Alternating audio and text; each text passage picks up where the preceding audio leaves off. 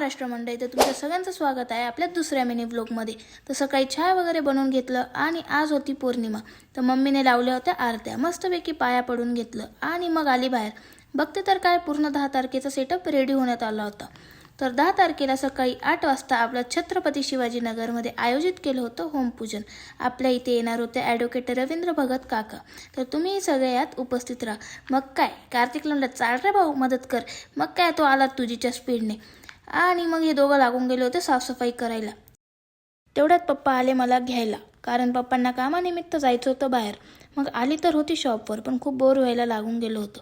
मग काय पप्पा आले थोड्या वेळात आणि मी जायला निघालेच होते घरी, पण काय झालं पावसाचं आगमन। घरी आल्या आल्या मला लावून दिलं मम्मीने कामाला, जाय म्हणे सिलेंडर ठेवून ये म्हणे समोर। मग काय आज आपल्याला जायचं होतं मूवीला, तर एकदम स्टाईलमध्ये रेडी होऊन आपण गेलो होतो मूवीसाठी। थिएटरमध्ये पोचलोच होतो सगळे। मग काय म्हटलं चला करूया प्रवेश हॉलमध्ये प्रवेश तर केलाच होता, पण बघते तर काय मूवी सुरू होऊन खूप वेळ होऊन गेला होता। तर आता मी बघते मूवी। तर तुम्हाला जर हा माझा मिनी ब्लॉग आवडला असेल तर तुम्ही नक्की लाईक कमेंट शेअर करा।